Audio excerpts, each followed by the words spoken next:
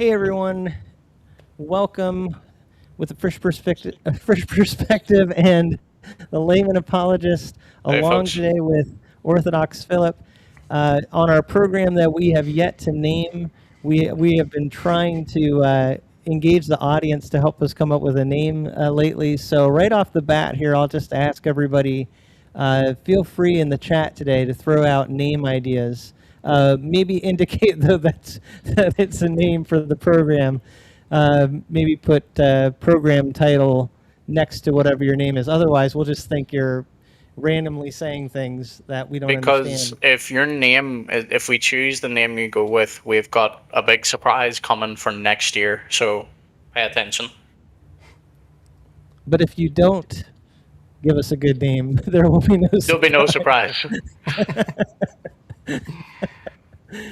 Anyway, we are going to be talking with Orthodox Philip again today. He's been on the channel before, and we had some theology discussion. We're going to have more theology discussion, but really centered around a new Bible that's come out recently from Newrome Press. And Philip, you've actually already done a pretty thorough review on this Bible, haven't you?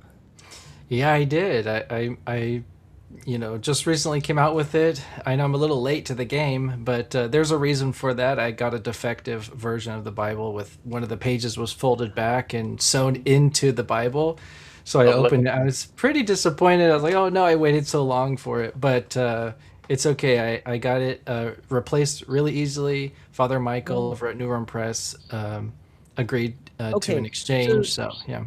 So they didn't purposely send you one with a flaw, did they? No, they didn't. Oh, okay, Yeah. okay. Although my friends were making fun of me that they probably did, but I don't think so. Yeah. But Well, they didn't let you keep the flawed one. No, they didn't. He had me send it back, which is fine. I mean, and actually, I got a comment saying someone else got the same issue with theirs, which is kind of interesting. It happens. It happens. Yeah, it happened. I mean, he sold a lot of Bibles, so I'm totally cool with it. They were really good about replacing it and sent it out right away, so it wasn't a big deal. Well, we're gonna get into the details of that Bible. It's really unique, and it's from a Orthodox perspective or approach, I guess you could say. And so we'll talk about that, but we're going to still give people a chance to get in here as we just kind of It's a lot later. talk about some general things. Would you say? I was just saying it's a lot later. We might not have some of our regulars, but we'll see That who is trickles true. in. I can tell the starting. Of course, we have Tony in England there. Always first. Crazy that he's here, even though it's really late or early. Early. Yeah. Wow. But this is actually very central to like the span of time zones that we have, because Orthodox Philip, he's on the West Coast, and then we've got people in Ireland and England. We're on the best coast. Europe. And we've got the East Coast here where I am. I'm representing the East Coast today too, or the New England area with my hat today. But I also want to mention right off the bat here, before I forget, that we are advertising or promoting, I should say, this merch that Layman has on his Fourth Wall store. I should leave a link to this, shouldn't I? Yeah, because it's not my merch, it's your merch. That's true. It's actually my merch in his store. Yes. But the merch here says, "Do ye manly." It's from a translation by Wycliffe of 1 Corinthians 16:13, where instead of, a lot of Bibles say act like men or be courageous, he translated it, "Do ye manly." And I always thought that was such a catchy phrase. So we made it into a little saying here for this merch. And if anyone who purchases this during the summer, all of the proceeds for these specific items are going to go toward our mission trip that my church is doing to Ecuador, where we're going to be building a roof on a new church building in an area where they currently really need a church. It's in a area not deep in the Amazon forest, but it is in the Amazon region. And so a new church ministry that's starting there, and these items that if people purchase them are going to help us raise money for that mission trip. There is alternative versions. You have the old ones up. I have the old ones? Yeah, you have the laser eyes up. Really? Okay, you're right. Well, in the middle there, he doesn't have laser eyes on the mug. But if we go down here, you see these. Now this mug has laser eyes, but the hat and the hoodie don't. So yeah, you have the option of laser eyes or no laser eyes. Let me ask you, Philip, are you more of a laser-eyed kind of person or non-laser-eyed? You know, I never thought about that before. I don't know. Well, like if you were going to put an avatar for Twitter X, you know, would you have Saint Philip with laser eyes or without? I probably would go without, yeah. Yeah, especially if you're Orthodox. Yeah, we don't tend to modify our icons. And they're very. It puts you in a certain group of Orthodox. If you have laser eyes, that can be pretty. For sure, yeah. How do we put it? Pretty aggressive. What we really need to know about Philip is you to join X, which I keep pushing for. Yeah, my wife just asked me, does Twitter still exist? I said, well, X exists, and I have some people who want me to get it, but I heard it's crazy on there. It can be. It's not always. You can develop good communities on there, but it's the same as any social media platform. It just depends who you interact with. Right. Yeah, like the Ortho Bros. I don't think you want to go down that route. Last time I got Per Philip in trouble because I didn't word things clearly, so we'll avoid that one. Yeah, we'll be careful because, you know, ortho bro means different things to different people. There are some people who are very proud of it, and it's a good thing to them. So, you know, I'm not going to get in trouble. Yeah. And to be fair to Philip, I really did not word the email very clearly to him, so it was my fault.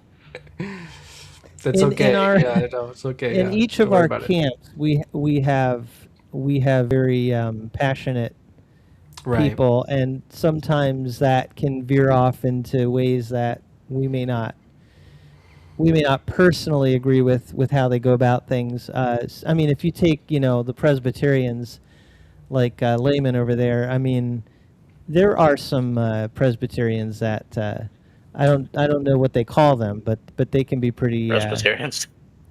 Yeah, just generally Presbyterians get pretty harsh. No, not the side reel of the topic, but logic and exile. Are you referring to the Bible we're talking about, or are you referring to the Tim's merch? Because if it's Tim's merch, I'm glad to hear that. Do you see his comment? We received our package. Oh, well, that is... Yeah, well, it says thanks, guys, so I'm assuming it's talking about the Do You Manly stuff, but... Could be, or it could be thanks for the Bible.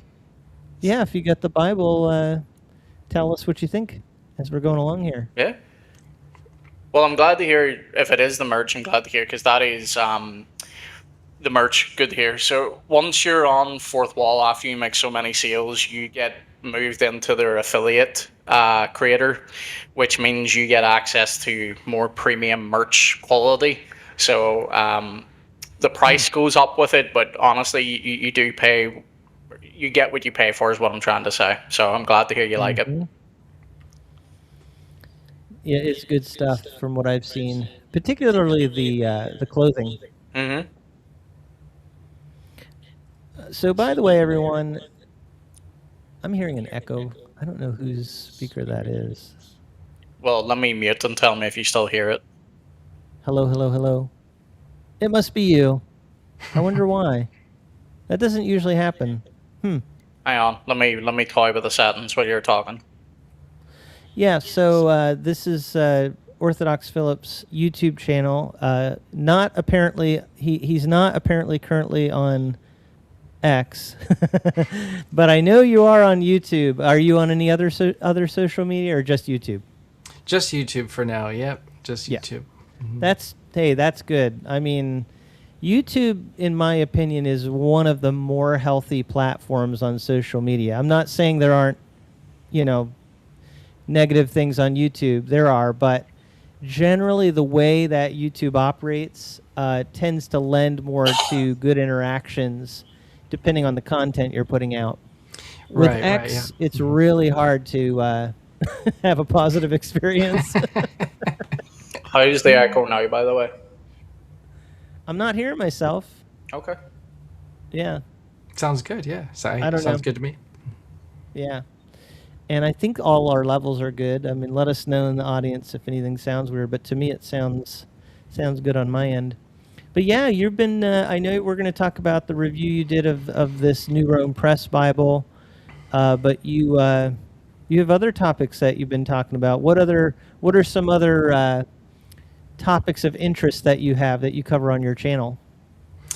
Well, recently I've been doing some work on the Bible canon from the Orthodox perspective. This one's interesting because different people take different approaches. So my plan was to make a video from each of the common ways that Orthodox Christians explain the canon and kind of explore the pros and cons of each approach. The Bible canon historically has been a messy topic. Even in the early church, it was messy. So the Orthodox received this heritage of diversity when it comes to opinion. So making sense of all that is a little bit of a challenge. But it's not hopeless. And in my work, I try to show that, despite all of the messiness that you see in the councils and the fathers and the manuscripts, there still is a canon that shines forth from the tradition of the church. That's sort of the impression I would like people to walk away with. We don't necessarily need an ecumenical council to say, here are the books, in order to know which books are scripture, because we believe that the church knows and has always known through its tradition which books are a part of the Bible. And we can get into it more as we go along. Although I'm kind of curious. I mean, if you have a somewhat simple answer, do you? I think maybe we've talked about this before, but do you see the canon as being composed of all books that are kind of on the exact same level, or are there kind of tiers within that? Yeah, so the objective answer is that there are different opinions on how to rank the books. So that's really where the difference of opinions exists in the Orthodox churches. There's nobody who says that the deuterocanonical books are apocryphal. Nobody says that, but they will take those books and they might put them in a different tier. They might disagree on which books are in that tier, things like this. But there's a general agreement on which books comprise the Old Testament and the New Testament, whether or not they rank, and what that ranking means. There might be a little bit of variance there. And there's historic reasons for that. I try to get into that, some of the history, for example, of the Russian Orthodox Church. There was all kinds of debates within 19th century Russia about the Bible canon and the textual basis of the Old Testament, New Testament, and all that. But in general, there is a collection of books that all Orthodox recognize as belonging to the Old Testament. I lean towards them all being equally inspired, but having different purposes within the church, which kind of lends, different levels of honor. So, for example, the Gospels will have the highest place of honor because that's the fulfillment of the Old Testament. So, obviously, the fulfillment will have a higher place in our life than the prefiguration of that fulfillment. Not that it's not inspired. There's just a very special place that we have for the Gospels. So that's one example. So they have some kind of tiers, but yeah. Yeah. So I guess another question, this is really helpful for me. When it comes to the Orthodox canon, and again, if people are just joining us, we're talking about Orthodox Philip's channel here and some of the content he covers. So he's mentioning about covering the content of the canon of Scripture, what books are included in the Bible. And when it comes to the Orthodox perspective, it is a little different than the Roman Catholic canon. Am I right on that? Yeah, it's a little bit different because the Catholics have ecumenical councils which provided lists in the actual council text. So you have the Council of Florence that lists out by name each book. You have the Council of Trent that lists out each book by name.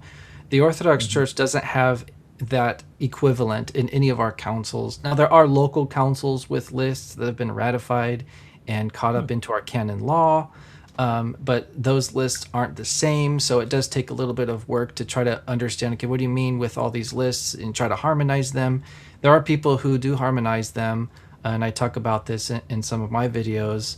But in general, it's a little bit closer to the situation of the early church, where we sort of just got handed a diversity of opinions, and that wasn't enough to break communion between each other.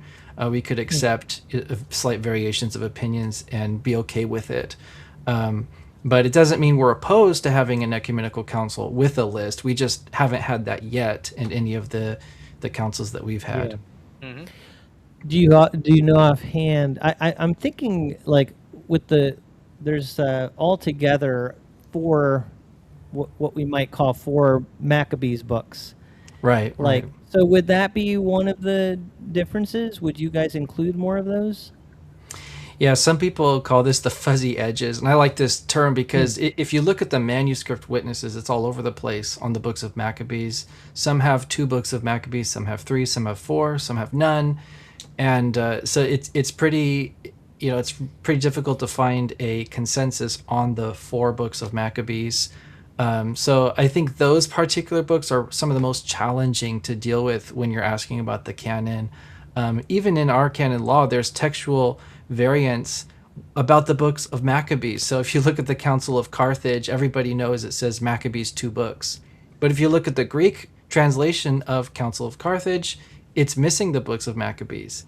And so it brings up really big questions. Why is it missing those books? Were they added in Latin later, or were they removed in Greek? And so it's just a very, it takes a little bit of work to kind of dig in. My opinion is that the first 2 books of Maccabees are included as divinely inspired, and that's based off of the Western tradition. It seems to be consistent throughout the Western Church, a little bit more so than in the East, which was a little bit more all over the place.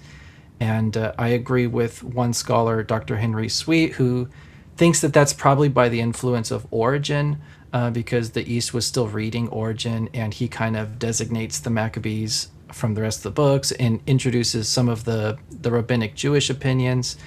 So as you can see, it gets a little bit complicated, but in general, I would say the Council of Carthage does represent probably the most pure set of books that would represent the consensus of all Orthodox witnesses to the canon.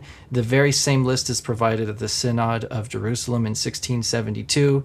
But interestingly, it says the Maccabees. It doesn't say how many, so it's a little bit open-ended there. But yeah, I think Council of Carthage, the Synod of Jerusalem are more or less in agreement.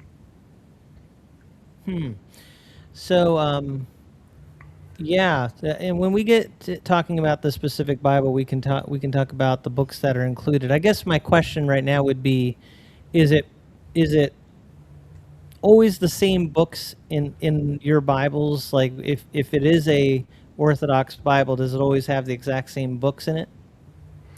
Yeah, so if you look at the official Bibles that are produced by some of the largest Orthodox churches, like the Russian Orthodox Church, the Church of Constantinople, Church of Greece, and you compare their contents, you'll see that the main blocks agree entirely on every single book. The Russian Slavonic Bible has an appendix with Second Esdras in it, and so that's not included in the Greek Bible. But you can see it's put at the very end, and it's designated from the rest of the books. So I don't really think that counts as a difference per se. But if you look at the main books in the body, you'll see they're identical, and that includes the first 3 books of Maccabees. Interestingly. Okay. So not the 4th one. Yeah, not the 4th one, correct. Yeah. Okay. So I have a Bible with all 4.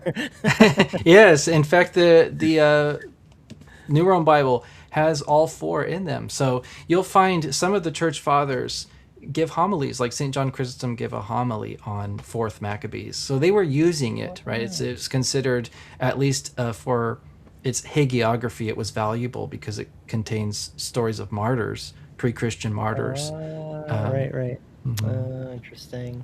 Yeah. Wow. Well, any other topics that you want to mention? Yeah, so my channel really has two main themes. I talk a lot about early Christian iconography, which I'm very passionate about. I've just been very interested in that because it seems to be one of the, I would say, one of the weakest muscles in apologetics, and it has been for a long time, because you have to step outside the Bible and outside even the early church writings to really get a grasp on it. You have to actually study the archaeology, because there's just not a whole lot of chatter in the early church about icons, but then you look at the archaeology and they're all over the place. So it's really, paradoxical when you compare the early church's writings with the archaeology, and that fascinates me. It just absolutely fascinates me to see, like, okay, why are the catacombs decked in icons? Why is Dura Oropos decked in icons? Why is it on cups? Why is it on sarcophagi? But it's very rarely thoroughly discussed anywhere in the first 6 centuries. It's very fascinating to me, and I think that these really are two sides of one coin of the early church that just takes a lot of investigation. A lot of stuff hasn't been translated, so I like to find rare translations of Byzantine texts that talk about things. Like, for example, there's a book called the Liber Pontificalis, and it's a history of each of the popes. And as far as I know, I don't know if that's been even translated into English, but there's a part about the papacy during the time of Emperor Constantine, and it actually describes some of the images in the basilica that was made under Emperor Constantine. And something like that's just so fascinating to me. Like, wow, some people don't even know that there were images in the basilicas made by Emperor Constantine, but he describes this sort of Roman structure in front of the altar, and there are images of Christ and angels and apostles. So that kind of stuff just really fascinates me, and I like to make videos about that. I think it's partially nerdy, partially apologetic, because I try to my channel is not only for average viewers, it's also for apologists who want to get information about these topics. I really am passionate about equipping apologists with good information about these things. Nice. It's good. Yep, and there's always so much to talk about on each subject, so I won't. I'll try not to spend too much time on it. But you did mention icons, and that's a fascinating topic. Probably something we could do a whole episode on sometime. But one of the things that comes to my mind or thought on that is, I wonder, and maybe you know this, but are there cultural aspects to this? I feel like a lot in church history, not only in distant history, but even today, a lot of the disagreements we have, they tie into culture. Like it's the actual environment that the church is, being formed in, and it does shape. I mean, you talk about American Christianity, it has a unique look to it, Right. Anyway, there's a lot we could talk about there, but I guess what I'm wondering is, were icons something that kind of grew out of a certain culture? And from what I remember, so wasn't there a clash over the use of icons, right? Right. It became a big deal, a major. Still is. Major. Still is. Yeah. Still, so yeah, made a comeback. The Western Church was against the use of icons. Is that the base? Is that the basic? How would that be worded correctly? So so if you mean the iconoclast era, that was in the 8th and 9th centuries. It was really started by one man, Emperor Leo III. He kind of kickstarted this campaign against the icons, and it was very politically motivated. He was losing battles, and he was trying to figure out why is God not with us? Why is God letting us lose? And he was influenced by monophysitism, which was a big issue in certain places of the Eastern Empire. He was influenced by Islam, who was campaigning at that time. So he thought, well, maybe it's the images. Maybe it's like the Jews and the Muslims, or maybe the images are making God turn his back on us. So he started an iconoclastic campaign, and the rest is history. It came in waves, two major waves. Being against the use of icons in worship. Right. Yeah. And actually anywhere really, if it's of Christ, saints, he was okay with images of the emperor. Ironically, he didn't mind images of himself being put up, but he didn't want to see images of Jesus, and he didn't want to see them, especially in the churches.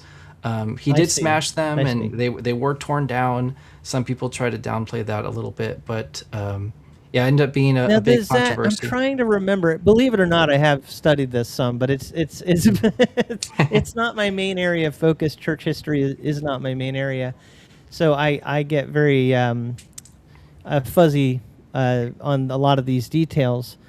Did the Western Church, and I know that may not be the best way, like you said, it was this particular emperor who was spearheading it. Was that also directed toward like any images? Did that include statues, even like getting rid of statues, anything, right? Yeah, correct. Anything. Yeah, anything went. Okay. If it was a statue, it was a painting, mosaic. Yeah, they were tearing them out of the churches, smashing them, whatever. Yeah. Very few survived. In most of the early Christian iconography we have is from the West, not the East, because of this problem. So you'll see in Ravenna beautiful 5th and 6th century mosaics in the churches. There were equivalents to that in the East that were destroyed under the time of the two Leos, Leo the Third, Leo the Fifth, and yeah. So it's there's a lot involved, and you say the Western Church was against it. That's a whole other topic. The Pope in Rome was always pro-icon throughout the entire thing. That was consistent. He was a strong endorser. As soon as he was invited to the Seventh Ecumenical Council, he put up no resistance. He sent a group to Nicaea to support the iconal dual position, and he maintained support of that throughout the whole controversy.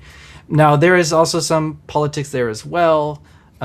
He was trying to, assert some, authority over what he considered to be, Byzantine's emperors overstepping their own authority, which certainly was the case. I think in Leo III's case, basically the problem was he was a secular ruler who was trying to assert his opinion over the church, and I think the Pope's approach and the Orthodox approach as well was that the church should decide its own matters. If there is a heresy, the church should work it out within itself. And Byzantine emperor doesn't have the right to step in and start determining who's a heretic, which is funny because he kind of knew that, and so he organized the Council of Hieria to try to give a theological basis for iconoclasm, which we would reject as clearly heretical in its doctrine, because it does say that after the incarnation, Jesus is not circumscribable, which for us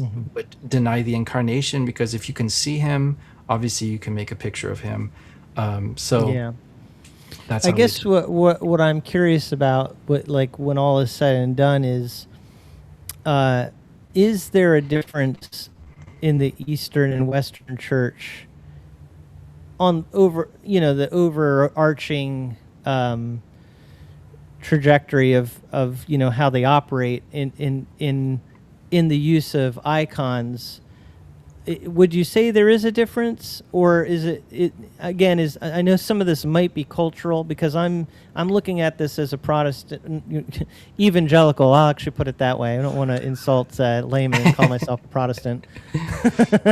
Yeah, for sure. Well, for sure, there is definitely culture involved in at least the development, the styles, even within the Orthodox churches. You show me two icons, I could probably guess where they're from, if they're from two different places, because of the stylistic differences. But I would say there's a deeper difference between the current Catholic approach to iconography and the current Orthodox approach to iconography. a lot of that has to do with the post-Renaissance view of art. In Roman times, art was very practical. You didn't go to an artist to do self-expression. You went to a painter as a tradesman to record something, to record the memory of emperors, of histories, things like that. It was a very practical, purposeful type of thing. It wasn't considered like, oh, I'm going to make this pretty self-expressive art. After the Renaissance, it became very much so self-expressive. It became more about visual pleasure and expression and imagination, all these things that would eventually turn around and affect their view of sacred art as well. The Eastern Church still maintains that sort of practical approach. We're going to record the gospel in our icons. We're going to remember the saints through the icons in their portraits. But the focus is never on making it this really high, super high level artistic work of art. The point is the theology, the message behind it has always been our focus. And I think the Catholics, they maintain some of that as well, of course, but it definitely has a lot of that post-Renaissance artistic approach in their art that you can see visually, but it also has to do with a difference in how they treat it. So there's a lot less icon veneration in the Catholic Church than in the Orthodox Church, because for us, the icons are very much so connected to our faith. Whereas Catholics, they can get away with looking at it and say, oh, that's a beautiful piece of art anyway, and then, go do whatever. Where for us, it's like, oh man, that's St. Basil. I need to honor him by, venerating his icon. So yeah, there are a lot of little differences like that amount up, and for various reasons. I'm not going to say who's right or wrong or bad or good. I'm just, saying that there is a historical difference. Given the observations, yeah. Right. One of the biggest distinctions between you guys is Rome, I would say, tends to focus more on statues rather than quote-unquote icons, as where you guys have more icons than you would have statues. Would that be fair to say? Yes, in my experience, that's absolutely right. Yeah, the Catholic churches I've been to sometimes have only statues. There are no two-dimensional icons. I have never seen a statue in an Orthodox church in any of the churches I've been in. Yeah, it doesn't mean that they're forbidden. They do exist. It's just not a part of our tradition. Because if you look at Orthodox churches, you compare them, there is a format, a standard format that they follow. They have the iconostasis, and on this side is going to be Jesus, on this side is going to be Mary holding Jesus, and then it's going to be the patron saint, and it's going to be the angel, Gabriel, and everybody follows that pattern. And having statues is just not a part of that pattern, so it's not something we would, you're likely to find in an Orthodox church. Well, Luke's right here. They do have stained glass windows. They do. Yes, that's correct. Yeah, they do. Yes, thank you for bringing that. I have seen beautiful stained glass windows in Catholic churches. And to be fair, Catholics love and accept Eastern iconography as well. So it's not like they're anti two-dimensional icons. They love them as well. And we would say that, at least on my part, I would say there's a place for statues as well in the life of Orthodox Christianity. Just I wouldn't want to see replaced, our tradition with statues, because I value that continuity. I think it's very important. Fair. Tim looks like he was searching something there too soon. Yeah, we are going to veer into talking about that new Bible, because I know that's what our stated topic was. I just this conversation is very helpful, and I mean, there's a lot of questions I have, so I appreciate you coming on, and I know this is what your passion is, to talk about these things. So it's nice to be able to ask, and get the inside perspective on things. Like another question I thought of when it comes to culture. I perceive that the Orthodox Church it seems very tied into Greek. The Greek language, for example. I know not that all Orthodox churches are Greek, but still you have the Greek Bible that is part of your guardianship, really, I guess is what you could say, right? You all have had the Greek texts for all those centuries. Right. And so I guess what I want to ask with that is, I sense like there's a shared culture, like with any church. Even if you talk about, you know, Protestant churches or evangelical churches or Catholic churches, or there is a vibe, so to speak, you know, that kind of will carry across the denomination. But when a church is big enough and spread out through the world enough, I know with Catholicism, and if there are Catholics here, they could probably speak to this and give their opinion. I know Catholicism can look a little bit different in different countries. I'm curious from your perspective, Philip, like what is maybe a little do you perceive any difference in churches in the US that are Orthodox maybe versus what you might experience in another part of the world? Yeah, so the countries I've been to where I've seen Orthodox churches have been Romania, Ukraine, and Russia. So I definitely can, talk about those ones. I haven't been to Greece yet, but I hear that our monasteries here in the U.S. are very much similar to what you will see in Greece. And of course, I've seen photos of all these things. In America, I've seen, many different jurisdictions, churches. I've seen ROCOR churches, OCA, Serbian, Greek Orthodox, and got to kind of experience a little bit of each of these flavors. And I can say this, if let's say you go your whole life to a Greek Orthodox church, and then you walk into, let's say, an Antiochian Orthodox church, you will very much recognize it. You'll know what things are, you'll know where to go, what to do, is very similar. But you will notice maybe slight difference in the architecture and the styles of the iconography, things like that will be slightly different. The chanting will be slightly different. Languages might be slightly different. The tone might be a little bit different. Some have a little bit more. I don't know. Just it feels different in a cultural way.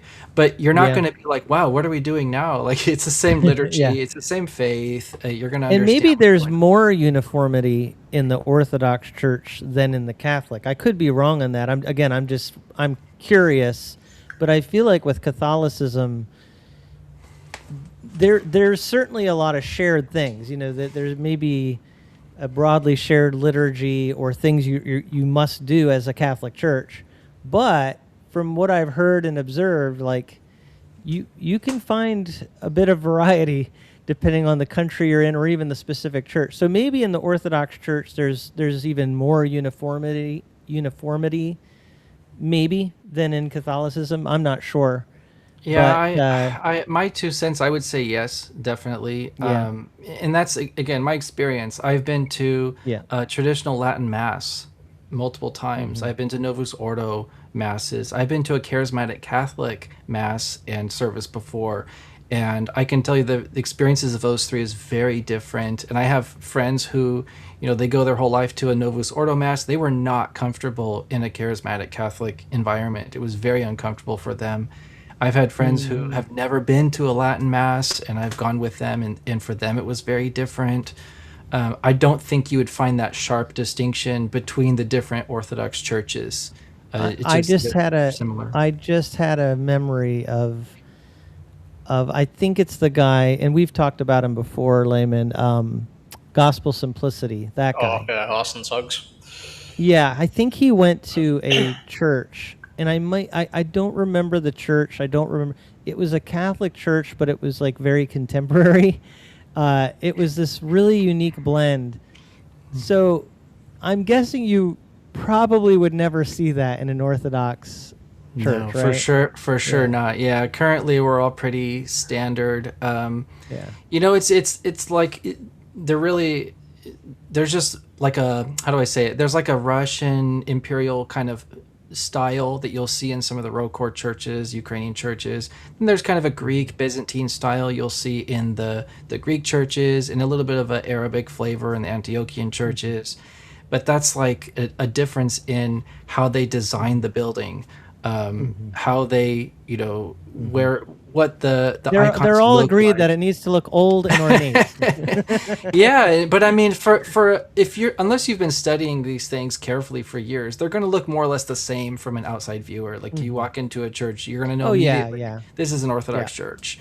But yeah, I mean, I might be able to tell. Like, I might be able to take an educated guess, like Greek versus Russian Orthodox. right, but right. But I agree. I agree. There's enough similarity that you could still say, yeah, that's an Orthodox church. Right. Yeah, absolutely. If you have any kind of curved covering to the, Yeah, to the some kind of top, that's what it dome would or be. onion Yeah, shaped. dome, Yeah. yeah. Yeah, Yeah. exactly. So speaking of ornate, here's the cover to the Newrome Press Wow. New It's a blue Bible. one. Yeah, so I just picked this one because it had a lot of contrast to the image. Here's another color. I think that's the one you got. Yeah, they have a few different colors. Yeah, so about the colors, I don't think the blue one ever made it to production. The only Okay. two colors that Well, I that was- know of. Sorry, everybody. I'm not trying to promote the wrong color. I mean, So to be fair, it didn't look great, if I'm honest.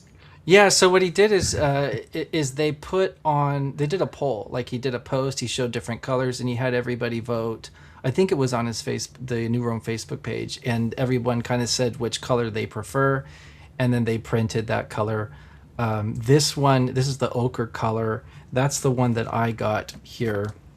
It's kind of an orangey brown. It's not a very dark brown, but it's nice. It looks like leather. I mean, it looks like leather. It's a synthetic material. It's manufactured leather is what he calls it. But that one made it to production. You also notice this one, the corners are sharpened. In the final version, the corners were a little bit rounded. So you can see how that looks. But otherwise, it looks That's more or cool. less like what's on the screen there. Yeah. So, since we're looking at the cover, I'm guessing. So you have the Mary holding Jesus, Right. and what else is there? So this is it's a tree, and this is Okay. called the root of Jesse icon. And the idea is okay. that it's the family tree, so to say, of Jesus a little bit. Some of these are prophets. And I think the logic going into this was this is a complete Bible, Old Testament and New Testament. I know that sounds silly to point out, but we have a lot of New Testament only publications for the Orthodox Church. So having an Old Testament and New Testament in one volume is kind of cool. But this is tying it together. It's saying that, look, here's the prophets who prophesied Christ. Here's the ancestors of Christ. And here's the fulfillment of Christ in the middle, Mary with Jesus, that incarnation, the gospel message. So that's the idea, is this one icon sort of entails the whole narrative of the Bible. You have the Old Testament leading up to Christ, and then you have the fulfillment in the New Testament. That's cool. Okay. And it's very indicative of the kind of artwork that is produced in Orthodox settings. And you can see an example here of what I mean by it's very practical, right? It's practical. It means something. It's not just about being pretty. It can be pretty, but pretty is optional. It has a message, and that's the primary purpose of the icon. It's functional in a sense. It's very trying to teach something visually in a very almost a very literal sense. Right. Yeah. Tim, Because No, go ahead, finish. Well, I guess when I say literal, I mean like they're showing things about the individuals here. I mean, and especially Mary and Jesus. It's something that by looking at it you can say, okay, this is theologically stating something. Right. Yep. I was just going to ask, could you put Philip full screen? So I want to see something about the actual Bible physically here. Oh, yeah, let me work on that here. Just because I don't think it's as clear on that as we're... Go ahead, Philip. You want to see the cover? Yeah, is the icon actually like it looks like it's debossed? So like Yes, it is. I okay. don't know if you can see it. It looked like that on the image. I just wasn't sure. It has a texture to it. Yeah. It's embossed. Correct. Yeah. It's not just a printed color on there. Which is a lot better because like sometimes they don't look as good as where that on the image it looked like it was debossed, but yeah. Right. Yes, it is. It is embossed. Correct. Yeah. Yeah. And I think they even have, they have the Now- names on here, but you'd have to look really close to see Yeah. it, so I can see, Aaron and Moses, Jacob, Jeremiah, and so on, Ezekiel. Mm-hmm. Yeah. And what's the spine like? I know you Now- did your review, but I just wanted to Yeah. This is the spine. It says the Holy Bible. And then Reader's Edition, Septuagint, EOB, and then Newrome on the Newrome bottom. at the bottom. And then the back has the Newrome Press there at the bottom. Also embossed. I like the back now, I do have to say. Yeah. Red Headliner says that also shows the size. That's a big Bible. It is a big Bible. It's bigger than your standard Pew Bible, that's for sure. You can come Can back you to us even now. have pew? Yeah, I'm sorry. Can you even have pew Bibles? I mean, I'm just thinking. You guys have so many books. Yeah, some churches have pews, but instead of Bibles, they have the liturgy there so people can follow Okay. along. Okay. A lot of people find that helpful because they're saying, what's going on? What are they saying? And so they can read along if there is that book there. I think a good thing to point out too, just in case some of our audience aren't familiar, you guys tend to stand the whole liturgy anyway, so pews are, while some Orthodox churches may have pews, they're not really commonplace. Yeah, there were no pews until very recently, and then still a lot of them don't have them. A lot of churches don't have pews. Oh yeah. Wow. Even in the West, some of the older churches didn't have pews. Someone just beat me to the punch. They just said they wanted to see the zippered one. So I was going to Yeah. ask about the other cover options. The lamb's Did they looks produce nice. this one?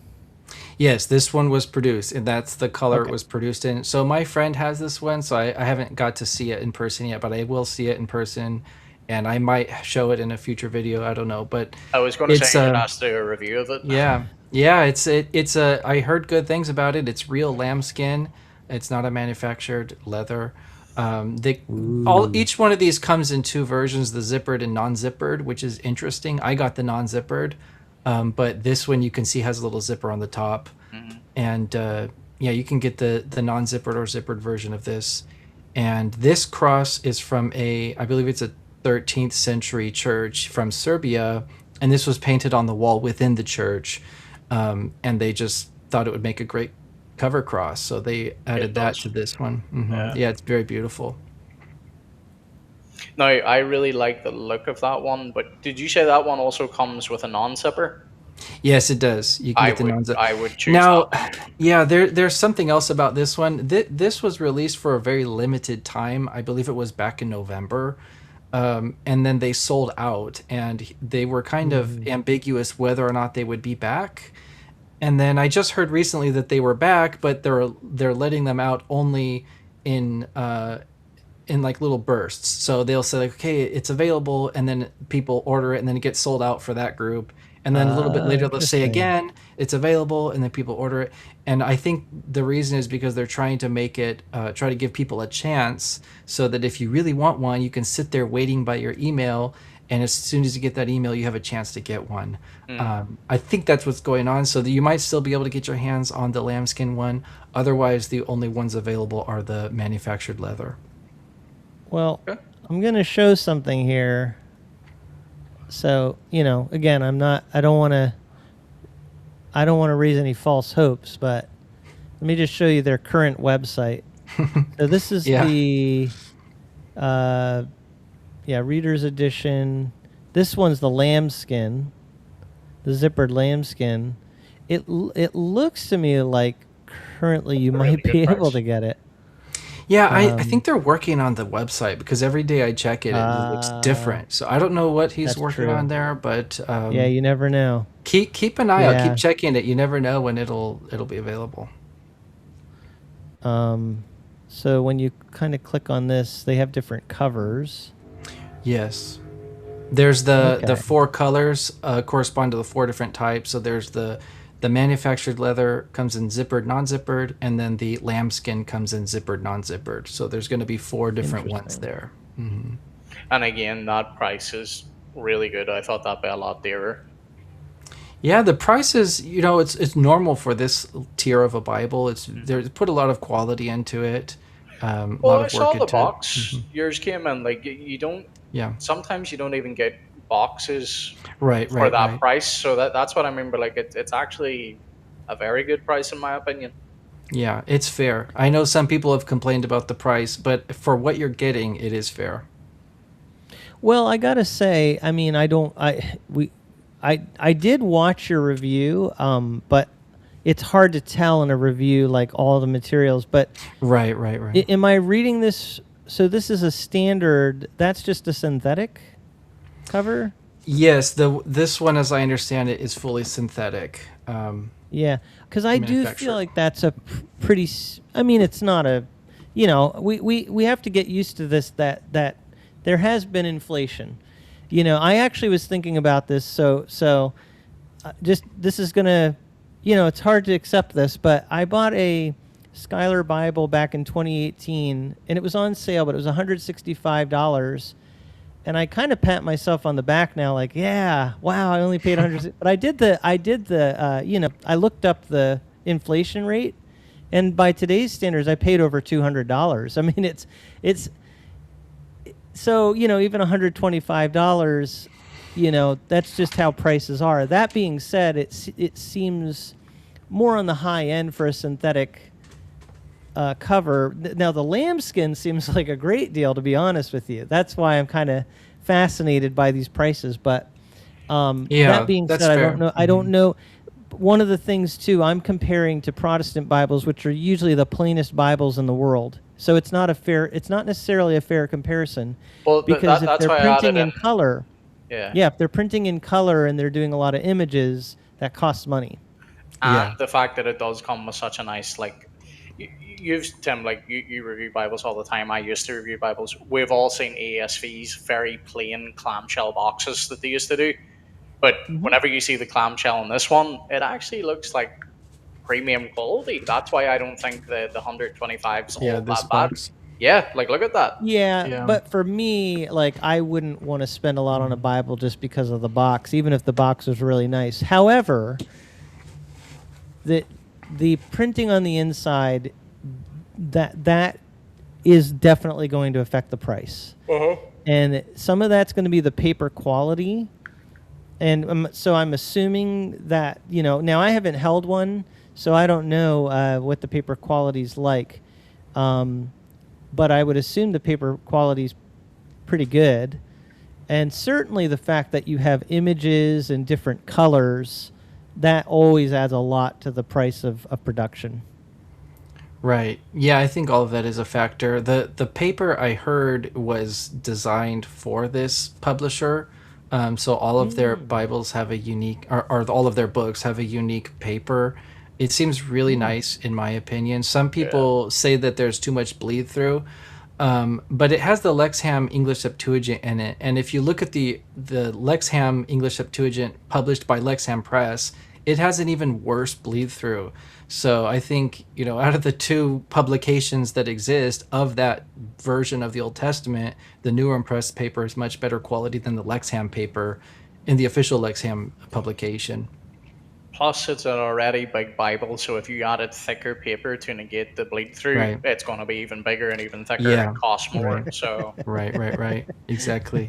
Yeah. We always have, in the Bible world, there's always this big discussion about, thicker paper, but it's too big, and that's Yeah. always I feel bad for publishers. We're going to have Philip Nation on at the end of the month, so he can lament to us, what he has to deal with the demands of the well, the audience might lament right back to him. So That's true. Well, yes, I know they're going to demand the perfect Bible that has thick pages, is a thin line with 12-point font, and no bleed through. now, I don't know, Tim, if you're ready. If you got any more slides to show, or are you ready to move on? What's in the I Bible? can show all kinds of things from what they have on the Newrome Press.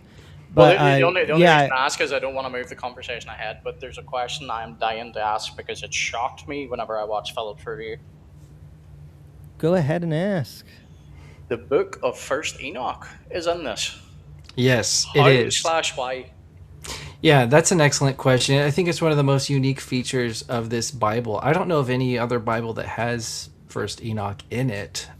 It's I not. think there's. Sorry, I didn't mean to cut you off. I was going No, to say, you're good. I think there's an Amazon version of the Ethiopian Bible. Yes. I don't think it's the actual Ethiopian Bible, but Right. it's in there. To be fair, As I understand, I think that's just like a King James version with Yeah. some books slapped on in the end. Pretty much. Which is unfortunate because there is a text critical value to the Ethiopian Bible. It'd be really cool to see a translation of that. But anyways, yeah, this contains at least one version of Enoch that was found in a Greek manuscript, which I don't know the name offhand. It's Codex Vaticanus something, not the Codex Vaticanus that we all know, that 4th century Pandect Bible, but a different Codex Vaticanus, which contains the Book of Enoch in Greek, and it's a shorter form than the Ethiopian version, which is much longer. And this one goes with that Greek form that they found in that manuscript. I think it's from the 8th century, if I remember correctly. But why is it in this Bible? Yeah. The reason is because it's included in Dr. Henry Sweet's edition of the Septuagint, which is the base text of this translation. So Dr. Henry Sweet was given the task by Cambridge University to produce a minor edition of the Septuagint. And minor edition basically meaning it's going to be based off of a handful of manuscripts, not a full, complete critical edition, but have an apparatus with certain manuscripts there. And he made a dynamic edition, which means that it was basically a printed version of the text in Codex Vaticanus. And then where the text was missing, it was supplied from Codex Alexandrinus and Codex Sinaiticus, which on this channel you may be familiar with from New Testament studies. That's the very same Codex Sinaiticus that's lacking, for example, the ending of Mark. So it's that Codex Sinaiticus, that Codex Vaticanus, but those also contain the Septuagint text in their Old Testament, which maybe some people haven't really thought of. But those can be used as the source for the Septuagint. And what he was thinking was, okay, I'm not just going to make some of the books. I want to put all of the books in there which have been at least considered by someone to belong to the Septuagint tradition in some way, shape, or form. So he put in there all 4 Maccabees, he put in there Enoch, he put, all the, everything, all the bells and whistles from the Greek Old Testament tradition in this complete Greek edition of the Septuagint. And that was the base text of Lexham's translation, which is then just reprinted in the Newrome Bible. Okay, so it's more based then on the tradition of the text rather than what is canonical. Yeah, I would say it's trying to get right back, everything. Jens. Yeah, you're good. Yeah, just trying to get everything right, everything in there. It's not reflecting what we consider to be canonical. So they didn't say we're going to put only canonical books. It's based off of a very scholarly attempt to collect all of the books into one Septuagint edition. So it's sort of a maximalist approach to the contents. And I warn people in my videos on this that don't take it as a canonical list. That's just not its purpose. Yeah. Well, that's actually a little bit of a...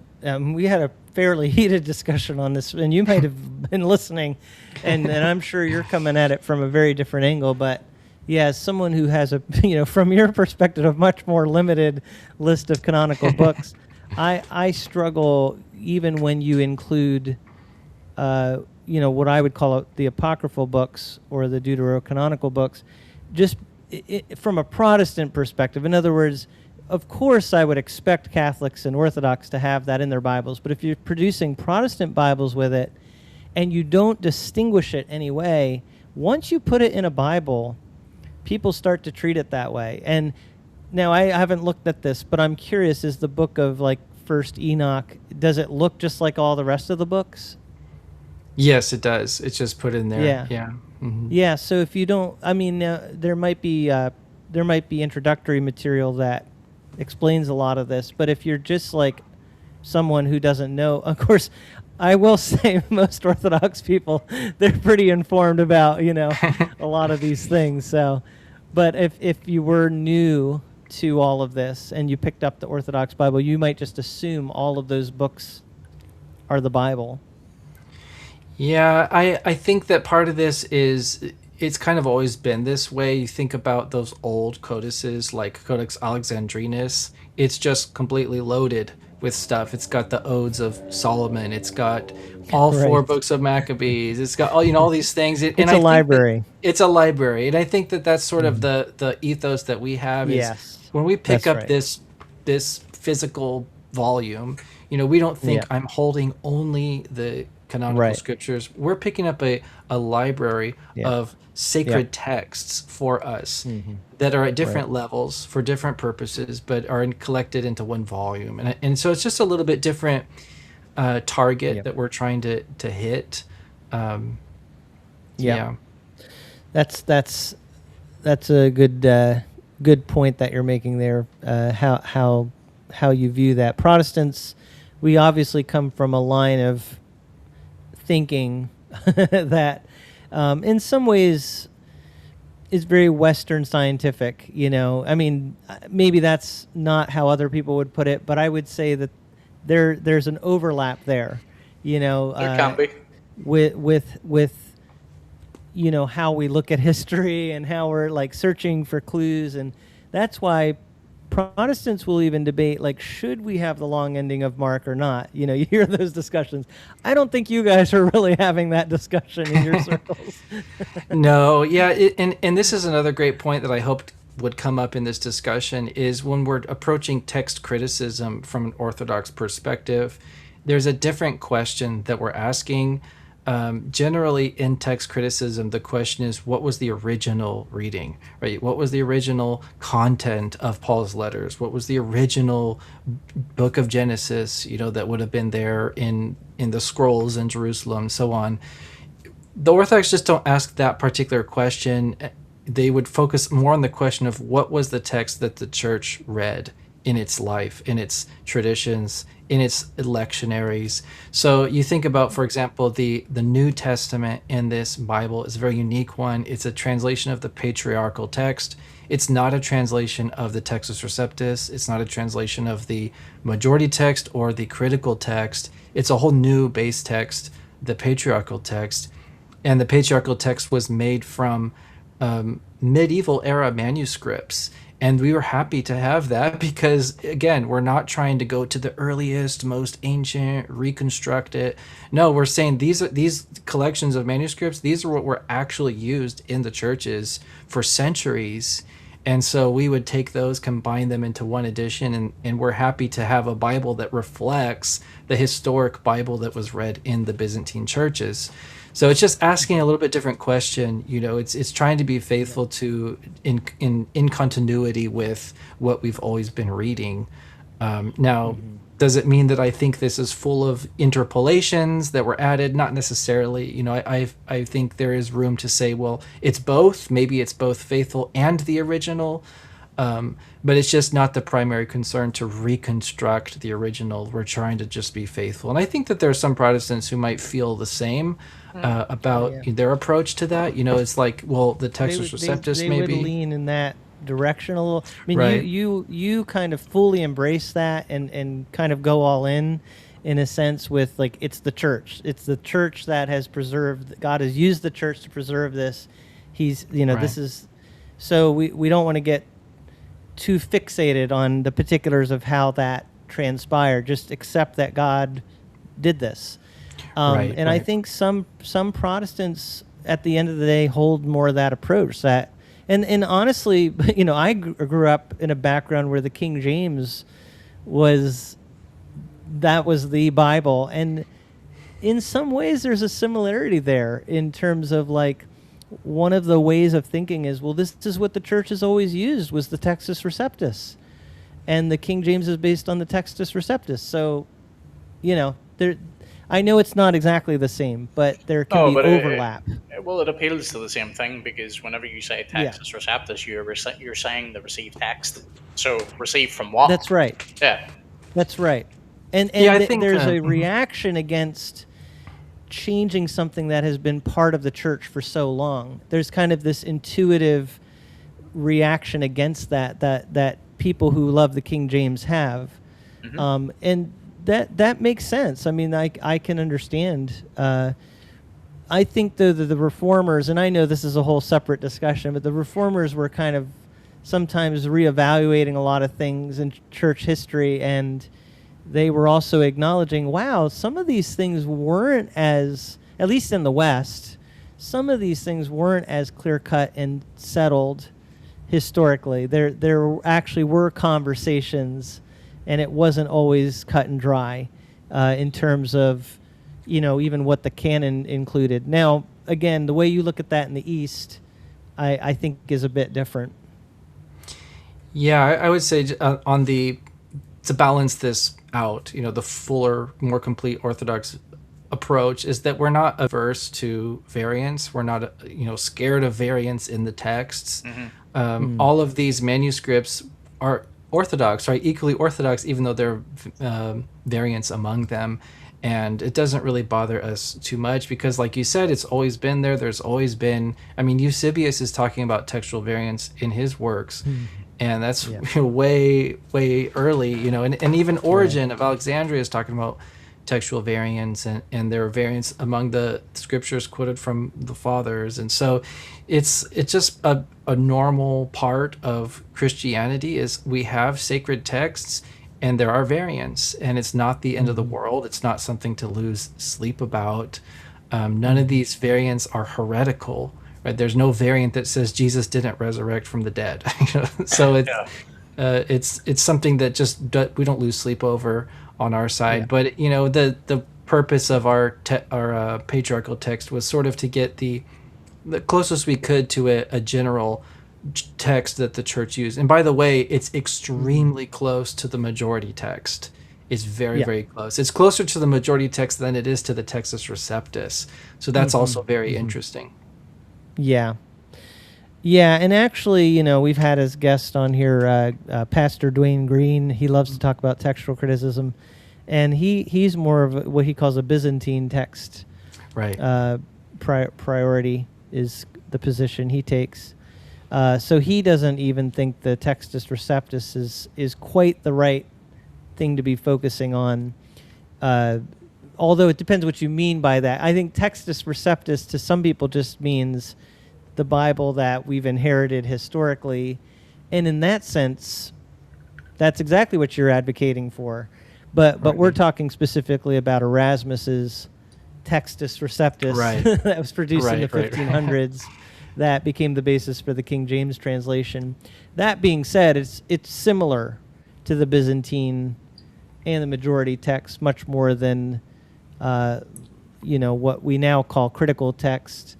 But the point you just made about not they're all Orthodox, that's even true on the other end. Like, even if you have a Bible like the ESV, which doesn't, I'm trying to think, I don't have one right in front of me, but with the long ending of Mark, it notes that it's a longer ending that isn't in the oldest manuscripts.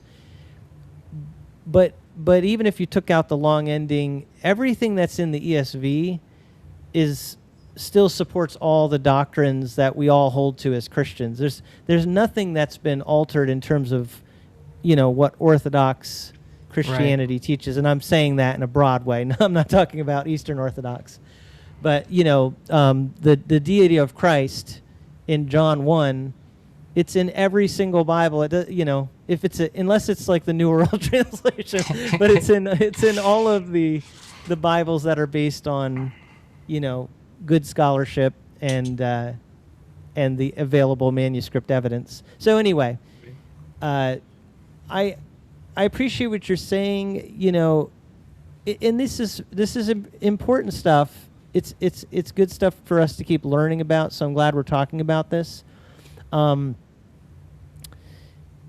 Now, could you tell me a little bit, because one of the questions I wanted to make sure I asked you was about Newrome Press and like who even are they, Is this a press that's been around a while? Or maybe, I don't know how much you even know about them, but what can you tell us about Newrome Press?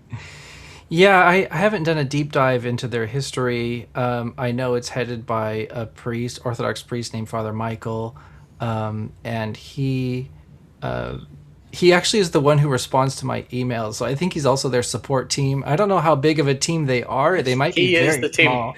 He is the team. I don't know how big they are. It's not a big, a Thomas Nelson or something. It's going to be a lot smaller. No, that's why they keep selling out. Yeah. Yeah, they keep selling out. But they need to partner with Humble Lamb and have Humble Lamb help them produce some more Bibles.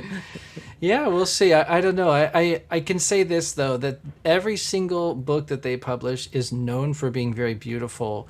They put a lot of thought into their covers and their pages, their paper, the colors. They're very beautiful books. They make prayer books. They make Bibles. They make liturgical books, like gospel books with the Gospels for church reading. Are they specifically Orthodox? Yes, right? They're Orthodox. In fact, the name Newrome refers to Constantinople. That's what you guys do. You produce beautiful. Yeah, and I think that I have to say, I show this all the time, but I have on my desk here a Bible from Lion and Lamb rebinding, and from what I remember, he's an Orthodox Christian. So, oh wow, it's gorgeous. Yeah, I mean, beautiful. Yeah, I think that it's James. Okay, yeah. No, the New King James is actually has a connection to the Orthodox Church. I don't think a lot of people know about, but one of the committee members were was they Orthodox. one of the denominations? Yes. In fact, I believe it was the same. Like it. Yeah, and I believe it was the same priest who organized the Orthodox Study Bible Project. He was on the committee that produced the New King James. So there's a connection there. Some people say, "Oh, the New King James is Protestant." Well, it has a connection to our church, and I try to discourage people from discrediting the New King James Version because it's from the Textus Receptus, which is very close to our patriarchal text. It has Orthodox representation on the committee. There's nothing we would consider heretical. In fact, at times I think it's a little bit more Orthodox in its translation than even the EOB New Testament. But we can talk about that another time. But yeah, there's a connection there. Interesting. Yeah, and I have to say, just not to toot my theological connections horn. I don't know how to say. I was wondering. It's not really my denomination. That there's no easy way to say this, but the people who produce. I'm thinking of Arthur Farstad, who was a big part of and Thomas Nelson. And then I just think of even I'm pretty sure in your video you said that the Lexham Bible comes from Protestant evangelical scholarship. Right. And I really think that's a testament in people, because there's a lot of negativity right now toward especially evangelical. There's a lot of good scholarship that has been done and is being done, and the New King James is an example of that. The New King James is a real scholarly work. It wasn't just, hey, let's change some words here or there to the King James. It really did bring in people from different backgrounds, including, as you said, Orthodox. It's a really great update of the King James, and part of that is the scholarship in the footnotes. Now, that being said, I forget who we had on the channel, but one of the it was when Pastor Dwayne Green was on the channel. He pointed out one of the footnotes in the New King James is outdated, and it's because we have found more manuscripts. So that's the one criticism of the New King James. And when Philip Nation is on, maybe we can petition to have the footnotes updated. But anyway. Yeah, that was a good plug for the New King James Version. But we're trying to talk about the Newrome Press Bible. Yeah, right. Let's get back to it, yeah. Yeah, so the Newrome Press Bible, I'm curious, you've got the Septuagint is essentially what is the basis for the Old Testament. Right. The Septuagint is actually the Greek Old Testament. So you have that for the Old Testament, and then the New Testament. Remind me, what's the New Testament in the Newrome Press Bible? So the New Testament translation is called the EOB New Testament. It stands for Eastern Orthodox Bible New Testament. This was translated by one Orthodox priest from the patriarchal text. The patriarchal text was produced in 1904 in response to some of the critical editions that were coming out. The Orthodox Church, instead of picking a side on the controversy, they said, well, we'll just produce our own text from our own manuscripts. They ended up coming up with something very close to the majority text, which is not surprising. It's a part of the Byzantine family of texts. Right. Right. But yeah, that's the base text. So if you read it's going to be very close to the majority text. Now, the footnotes in the EOB New Testament focus on text critical issues. So there's a lot of references, or a lot of they'll tell you when there's a variant there between the critical texts. This priest was very much aware and in tune with the biblical scholarship that is current. He's still around. It's recent. When that was completed?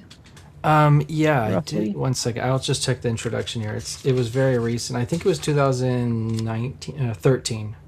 No, okay. So 13 was the original edition. 19 was the revision. Yeah. Yeah, but even 2013 is recent enough that probably those footnotes are more accurate than And again, when I say more accurate, I just mean that there's places maybe here or there in the New King James where it's not that they were, grossly wrong, but like if they said this many manuscripts, now it's more. They could be tweaked. Right. Yeah. Yeah.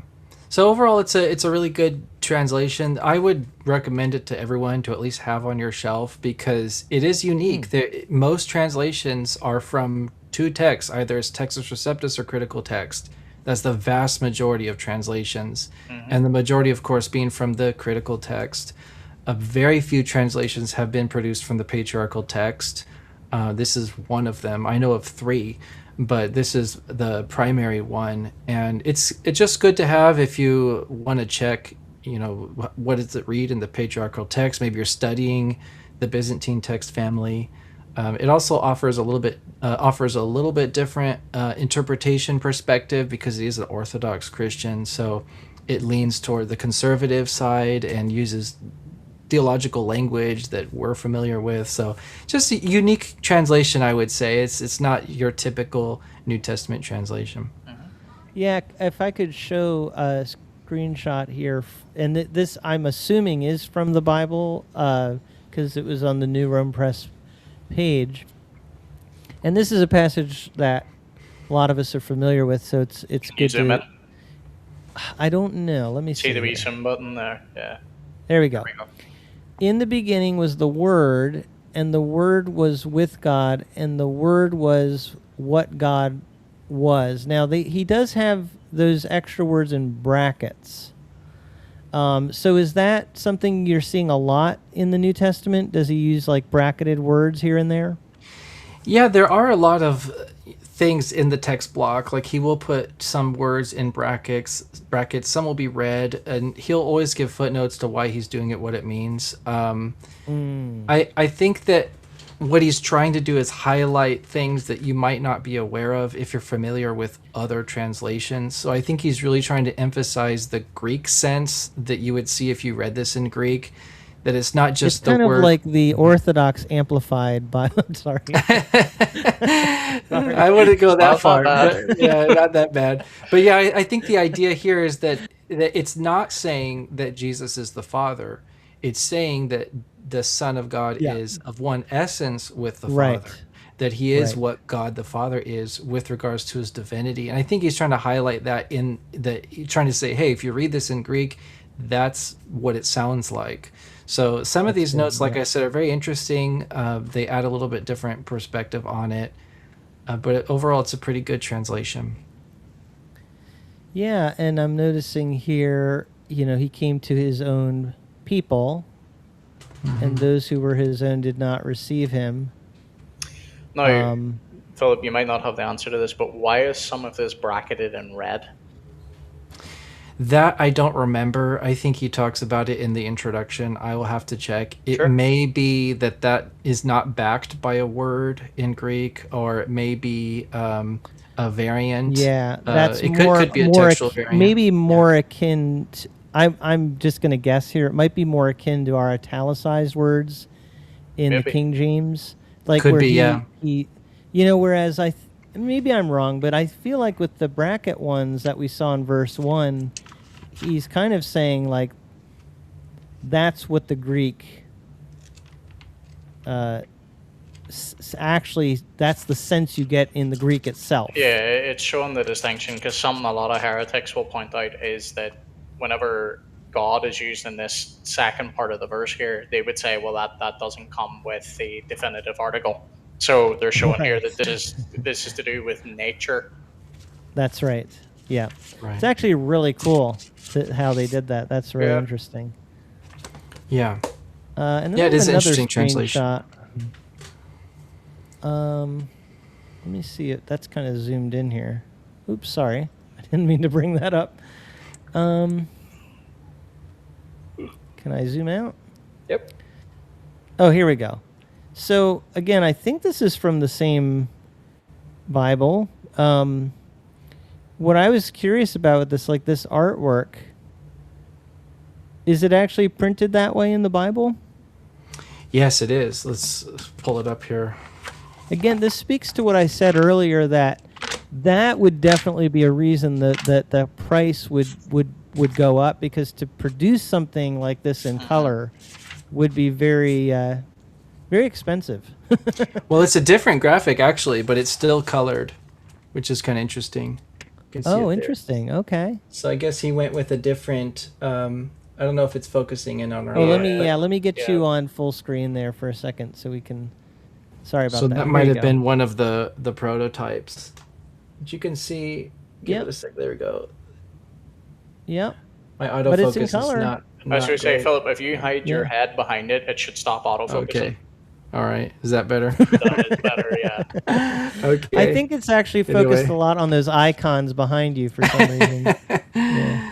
So yes, they do have colored art on them, even if it's a little different than that prototype one. Yeah. Yeah. That's cool. Okay. So It's a beautiful Bible. It's very beautiful, and I think it's a unique experience reading the Bible when it has, so much beauty in it. It makes you, Yeah. attracted to it a little bit more, and you just kind of want to read it, which is a little different feeling. Yep. Yeah, now I didn't happen to notice there. Do you know about what the print size is in this Bible? So he has it on the website. I wanted to pull that okay. up anyway. I guess I can look it up. Yeah, he has I a have whole the website here. And while they're doing that, folks, I'll do nothing. So Why don't you entertain us there right now, Layman, while we're... well, I can tell you a story about how Rolo is currently snoring over in his bed here. So that's the only reason my camera hasn't went flying tonight, is he's no longer climbing up on the desk. I'm looking at the website, and I'm not seeing offhand what the... the number, of the font size. I also don't see it. I don't know, looking at it, I would say it's average size. It's not large print, but it's also not tiny. Some people have been complaining about the font size, saying that it's too small, and for the size of the Bible, they expected something bigger. True. But Right. if you're comfortable reading an average Bible, it's going to be about that size. If I had to guess based on the description you're giving me, I'm going to guess in that 9-point range. I would say That's so. usually the size that is like right on the line. It's not small, but I find when you get to 10, everybody's like usually pretty satisfied with it being Right. big enough. But 9-point usually allows you to obviously you're going to be able to fit more words on a page, and that's a big Bible, so they had to make a judgment call as to Right. how big to make it. Right. Yeah, and maybe he'll listen to the feedback and make a bigger font size in the future. I think there may be a second edition coming up at some point. No time soon. He hasn't said it, but I think all the feedback may prompt them to make some adjustments in the future. We'll see. Yeah. Now, what about the ribbons? And The ribbons again- actually look decent. Yeah, there's 4 of them. Let me see. I think there's 4 of them here.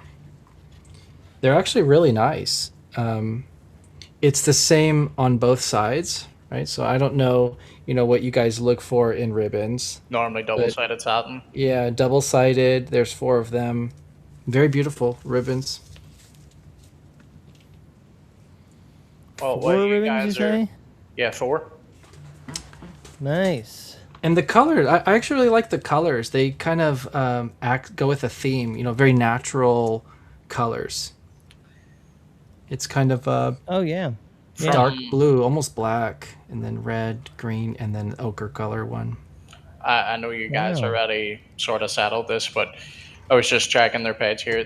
There's no definitive size, but people are saying between 8.5 and 9. There you go. Well, I have reviewed so many Bibles now and heard so much feedback that just the way you described that about it being like, oh, to me it's not small print, but some people are complaining. I'm like, I bet it's around 9 because that's always That was a like the good call, size that's right on the line. It obviously depends too. Like I have here a personal size Quintel, and this is a 8.5, but because the pages are small, the print actually appears larger, visually speaking. Plus, it's a nice bold print. But if you have a large page, that can sometimes trick your eyes into thinking that the print is kind of small. Right. So that's another factor. Now, did I read right, or maybe this has changed since it's went into production, 42 maps?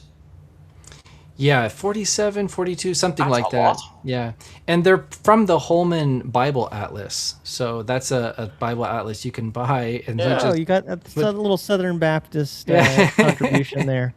Yeah, so I thought that was interesting because I wondered when I saw it, it's like, well, where are these maps coming from? Did he make these, or where did he get these from? But yeah, they're from that Bible Atlas, so it's got a chunky 'cause little that's a atlas lot. in the back. Yeah, it's really like this whole section in the back is all maps. That's like all of the canonical maps from church history. Yes, and by the way, it's interesting. It goes beyond the ending of Acts, so it goes further into church history. I think it goes all the way up cool. to the 2nd century. Oh, that's cool.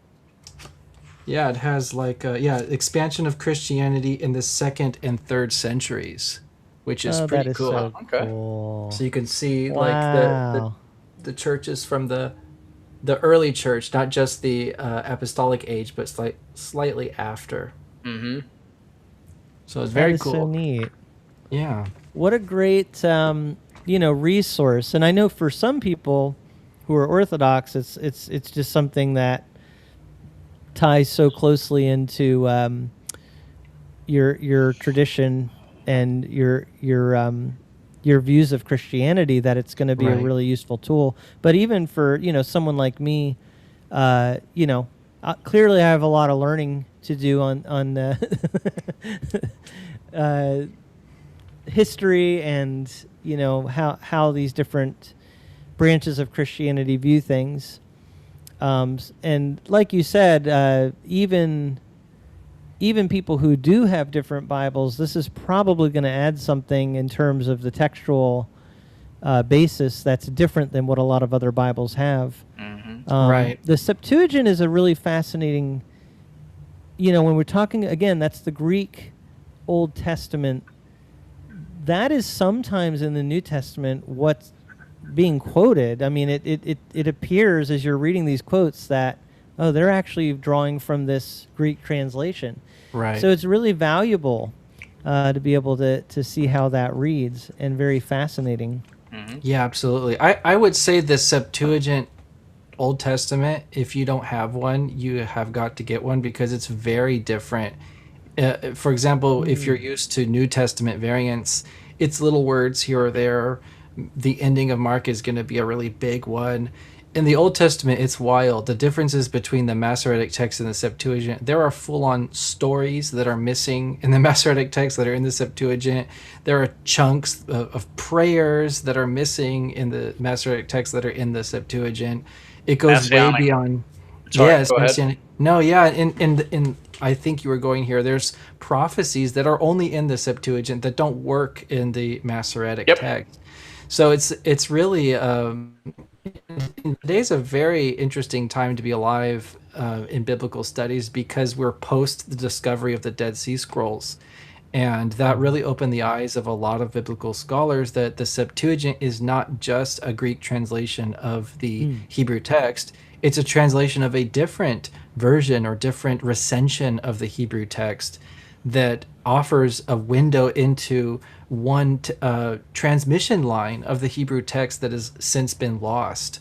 So it's a very interesting text critical edition. And I think we're not going to get into this right now because of the time of it, but I think what would be unique for a lot of people to realize too is part of the reason why some of those messianic prophecies only appear in the Septuagint is you've got very early Christians writing against Jews who said that they corrupted certain messianic scriptures. That's why you have that very, I guess, preserved line of translation, which is something that I've been looking at recently, and it's fascinating. Right, and another reason too, and I think this is a very important place why the Septuagint has such an important place in interpreting the Bible, is because of the Masoretic signs in Hebrew sometimes can make the meaning go one way or the other, depending on how you interpret the vowels of those Hebrew words. So the original Hebrew characters would have not had those vowel symbols. And then long after the Old Testament was written in Hebrew, the vowel signs were added by people who, I wouldn't consider to be inspired by any means. They gave their own interpretation of what those words are. And sometimes it can make a very big difference. And I was going to point to one Psalm, Psalm 22, verse 16, which is a good example of this.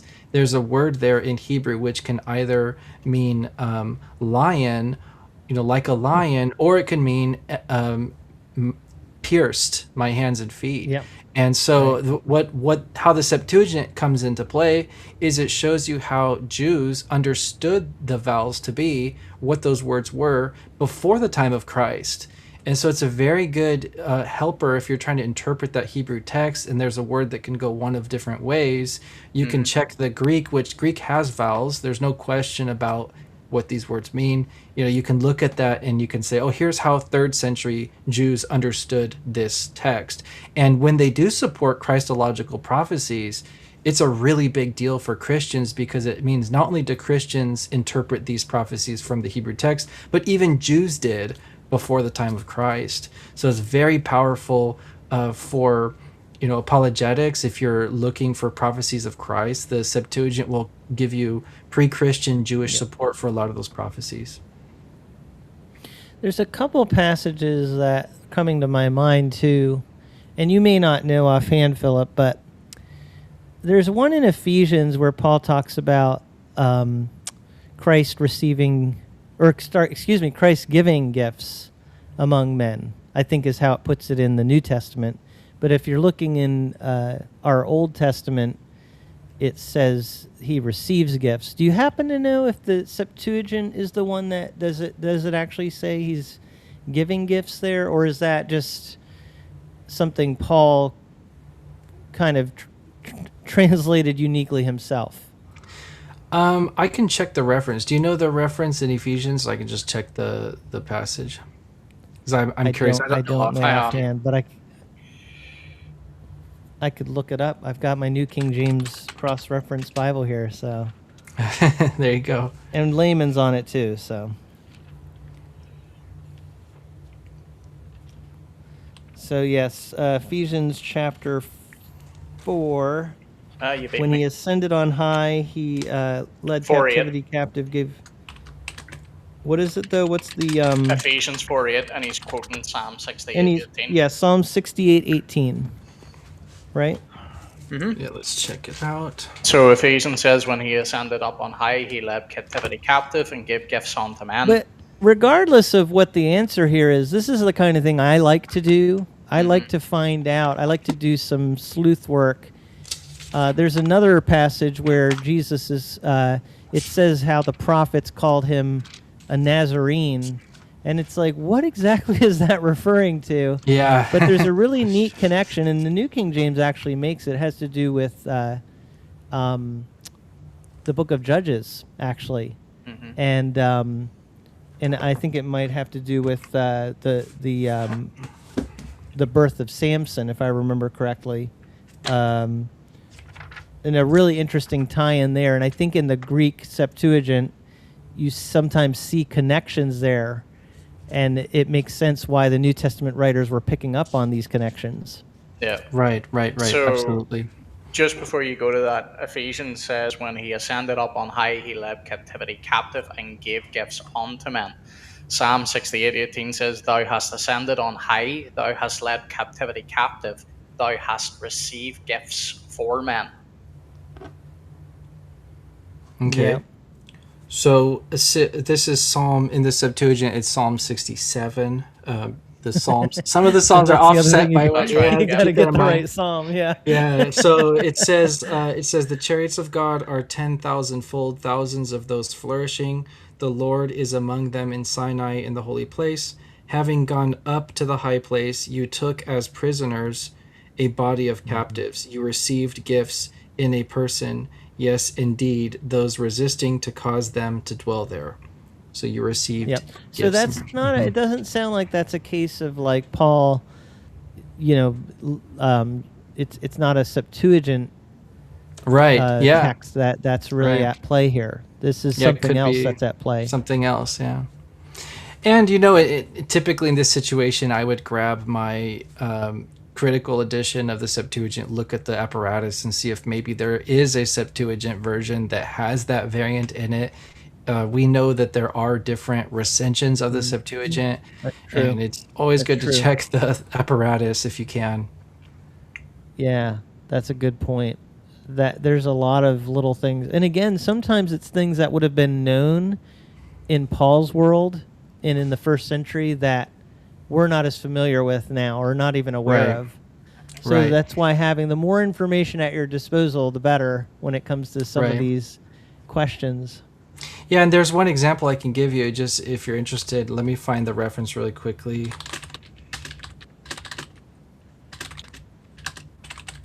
I want to say it's in Leviticus, but I can't confirm that. It's in Deuteronomy 6:13. So let me look that up here. Is that the Sons of God one?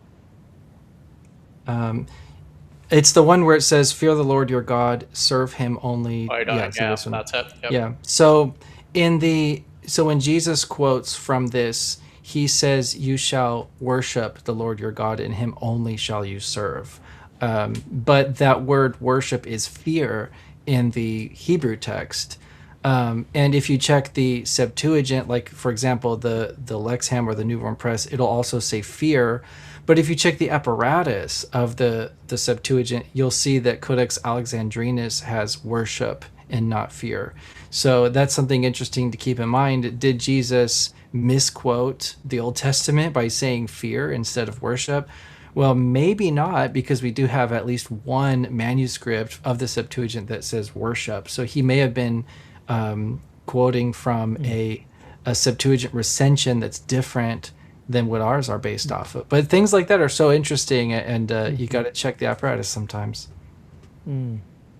What about the name for God in the Septuagint? How did they handle that? I mean, I'm assuming they used Lord.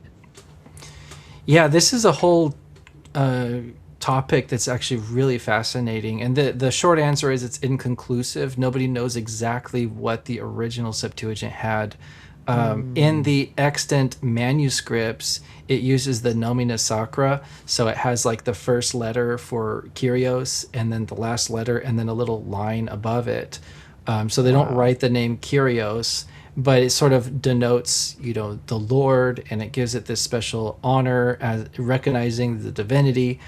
The question is, was it always like that or did the Christians start doing that?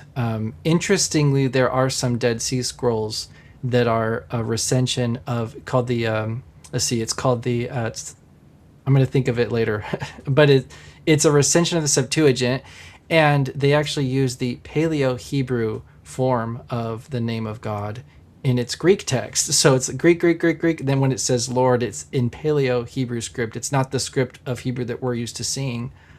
It's the older form. So the question is, well, maybe that was the original Septuagintal form. There's no way to prove it. Our oldest manuscripts of the Septuagint go back to... Well, the Septuagint was originally produced around what time? Between the 3rd and 2nd centuries BC was when the entire text would have been translated. So by the time of the New Testament, it's already a couple hundred years old. Right, yeah, it would have been completed by that time. Yeah, and they weren't like printing these off printing presses. No, they weren't. And this is another topic I like to talk about on my channel too, the Septuagint, because there are some... there is what I call a script that a lot of people will just repeat when it comes to the history of the Septuagint. What they don't tell you is that script contradicts what the church fathers taught about the Septuagint. So one of my missions is hopefully to just make people aware of the facts that, okay, you go to Amazon, you buy a book about the Septuagint, you're excited about it, you read it. You may not be aware of the fact that the narrative in that book is probably different than what the church fathers taught about the history of the Septuagint.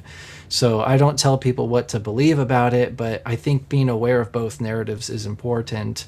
But yeah, so it's essentially the Septuagint was the Alexandrian Bible, was the same thing. And it was sort of what I would consider like a gold standard is how they thought about it. Everyone wanted to have a copy of that Bible because they considered it to be the official text or the standard or canonical text for Jews and Christians around the 1st century. So that's... Which Bible? I'm sorry. The Septuagint. The Septuagint, yeah.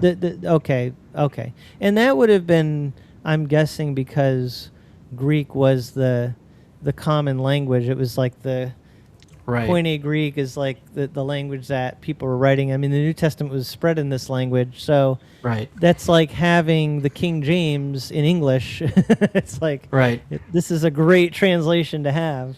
And I'm telling you by experience, once you start diving into Greek, you start to understand the Old Testament and the New Testament connected much more, because think about it from the apostles' perspective.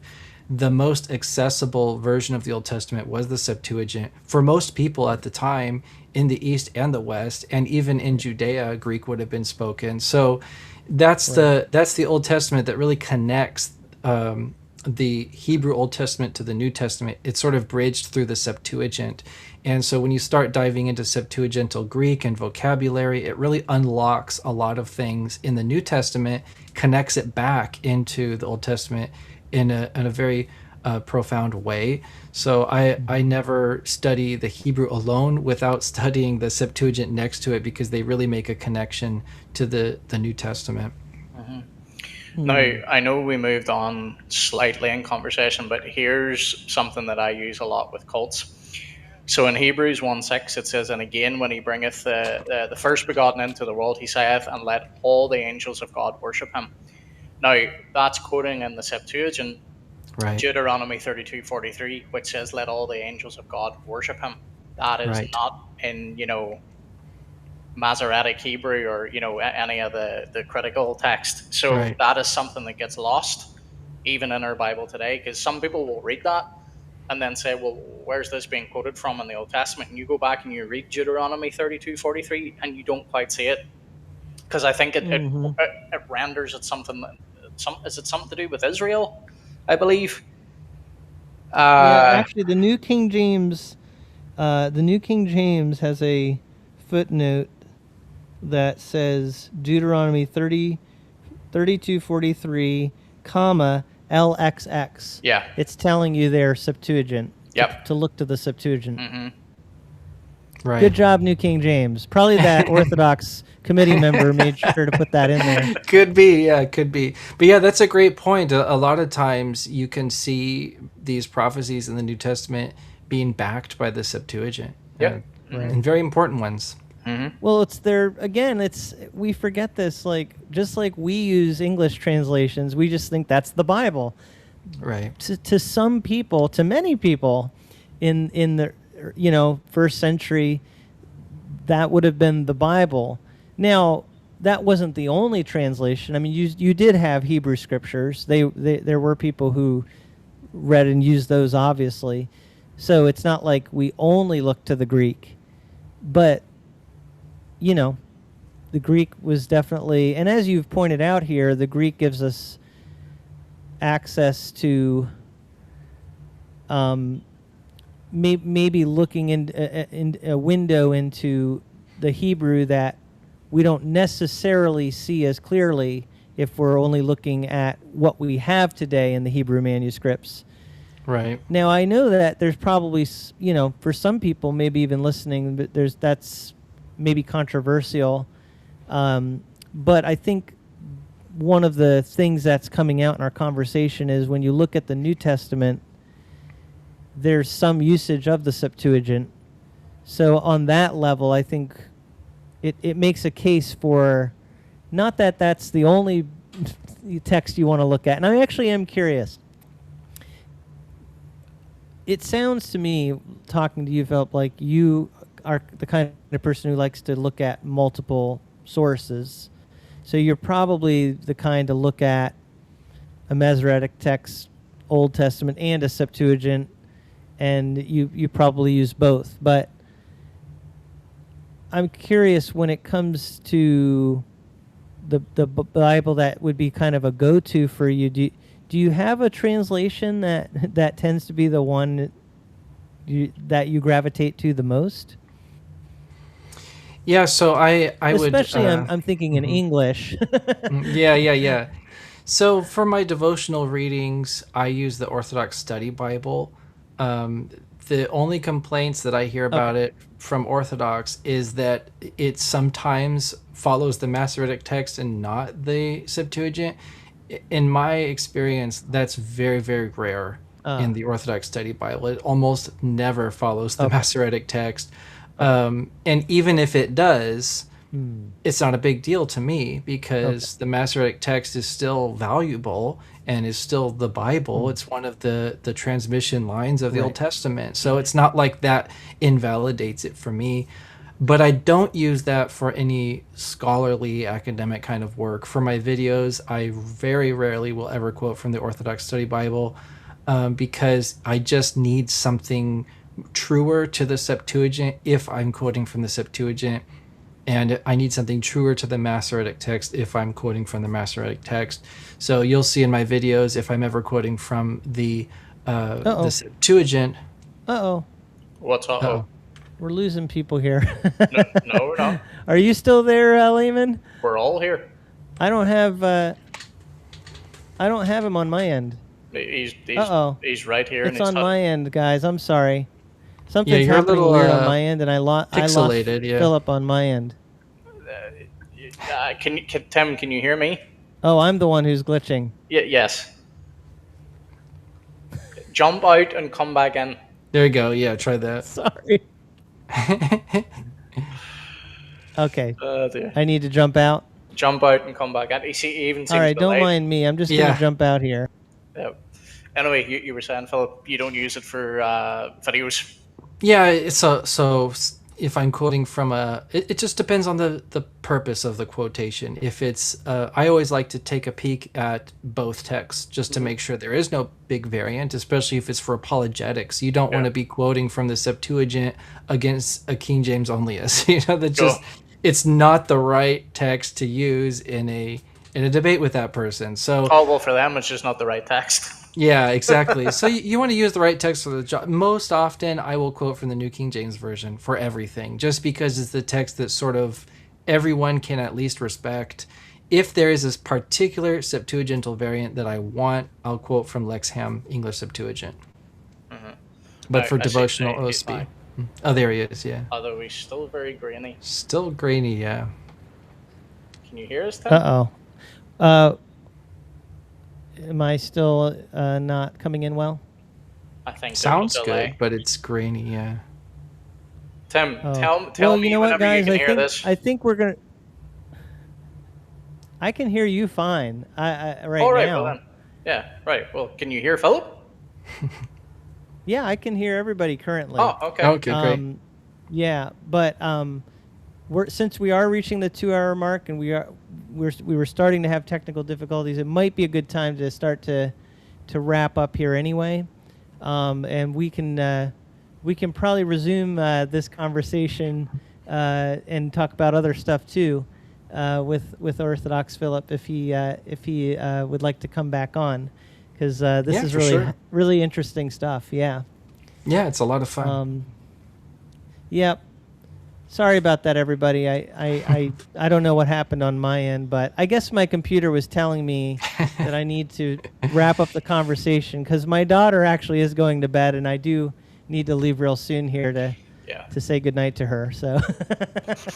Well, why don't you plug where people can find you again, Philip, and then we'll wrap up from there, sure.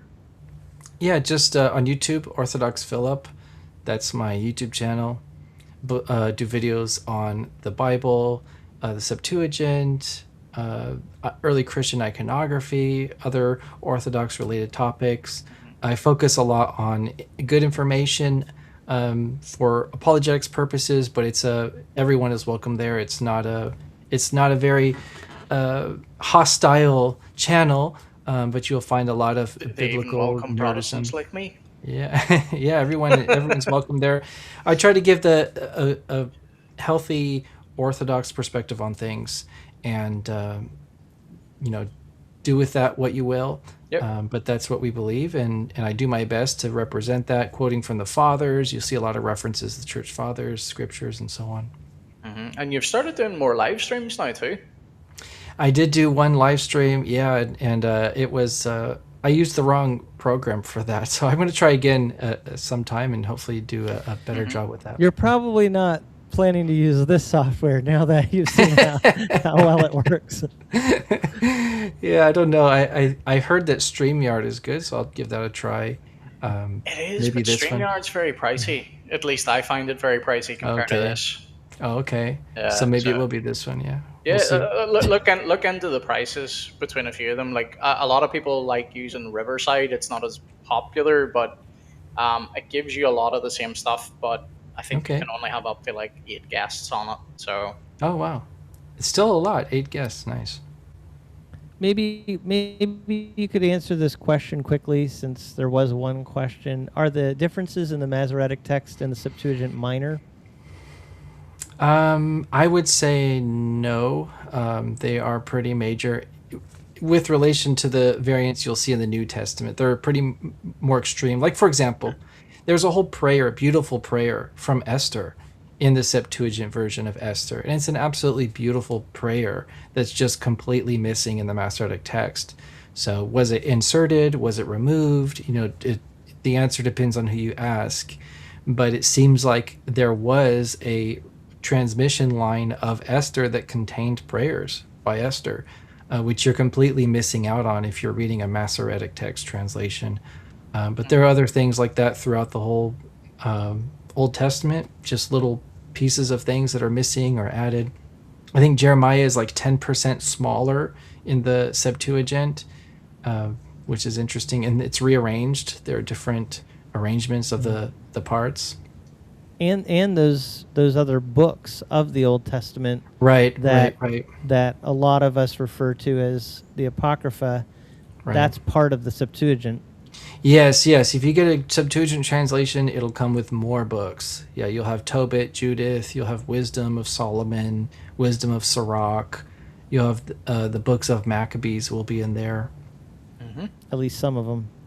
Yeah, it could be 2, 3, 4, depending on the one you get.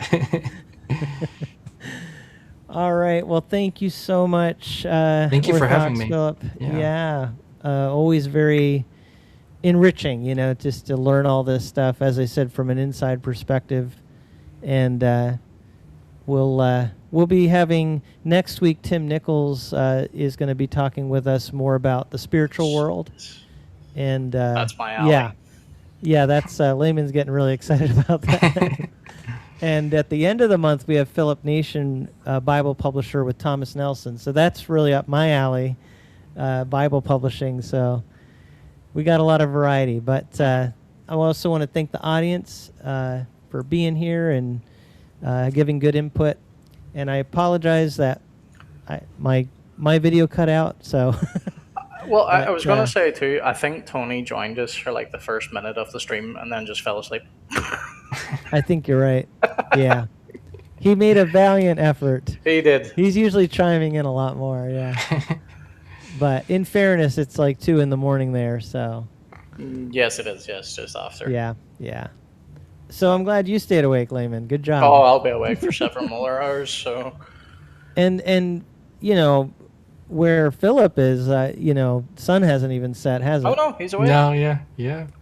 No, it's good time. It's 6:00 p.m. 6 p.m. That's amazing. I guess we really do live on a globe. Well, Tony has emerged. He was here the entire time. Oh, that's awesome! Look at that. He might just be drinking a lot of tea to stay awake. I don't know. Look at that. He popped right back in. Well, some of this stuff we're talking about. Yeah, I don't know your thoughts on it all, Ted. He's our token Wesleyan here. Well, they interact regularly in the chat. Plus, Tony goes over to Philip's channel too. Yeah, Tony's great. He comments on my videos sometimes, checks them out. Yeah, I love hearing his input on my videos. Yeah. There you go. All right. That's awesome. Indeed. All right. Well, we're going to have to say goodbye. And I will say goodbye to the audience now. God bless, guys. We should be back next week with Tim Nichols at 4 p.m. Eastern Time. Bye, everybody. Bye.